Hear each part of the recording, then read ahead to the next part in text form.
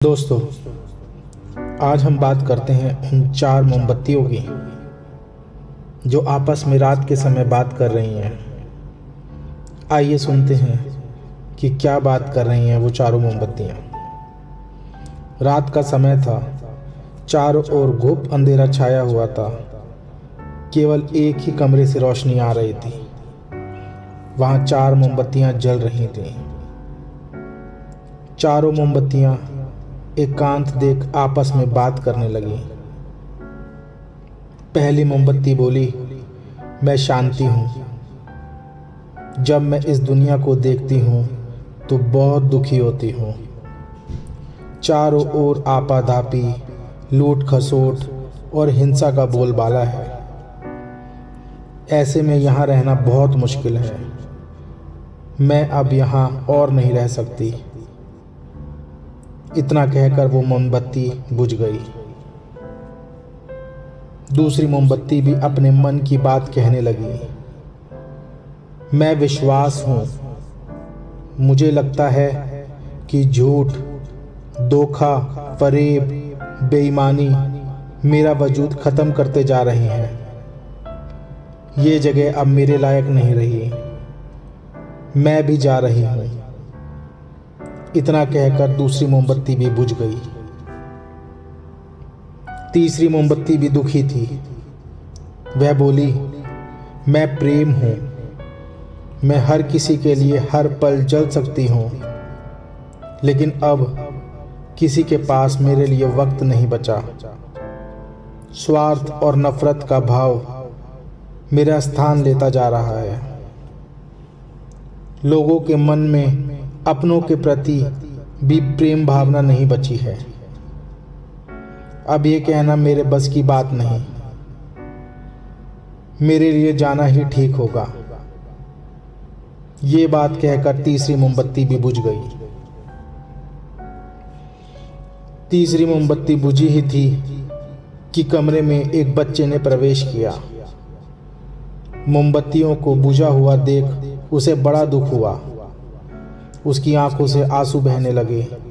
दुखी मन से वे बोला, इस तरह बीच में ही मेरे जीवन में अंधेरा करके कैसे जा सकती हो तुम सब।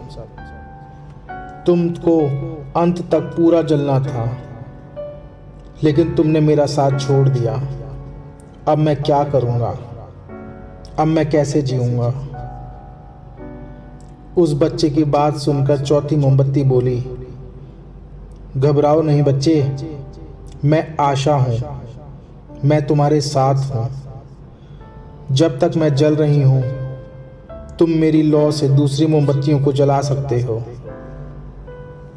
चौथी मोमबत्ती की बात सुनकर बालक में कुछ हिम्मत आई।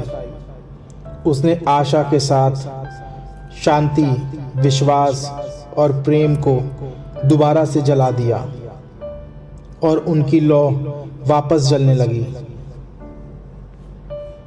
दोस्तों, इस चीज से हमें बहुत कुछ सीखने को मिलता है कि हमारी लाइफ में कभी ना कभी ऐसा समय भी आता है। कभी मुश्किलें आती हैं, कभी उजाला रहता है तो कभी अंधेरा। जब जीवन में अंधकार आए, मन अशांत हो जाए, विश्वास डगमगाए और दुनिया पूरा पराई लगने लगे, तब आशा का दीपक जला लेना। जब तक आशा का दीपक जलता रहेगा, जीवन में कभी अंधेरा नहीं आएगा। आशा के पल पर जीवन में सब कुछ पाया जा सकता है। इसलिए आशा का साथ कभी ना छोड़ें। हमेशा उम्मीद बनाए रखें कि जो भी परिस्थिति है वो कभी ना कभी पलटी मारेगी। जब एक सिक्के को उछाला जाता है तो कभी हेड आता है तो कभी टेल। दोस्तों,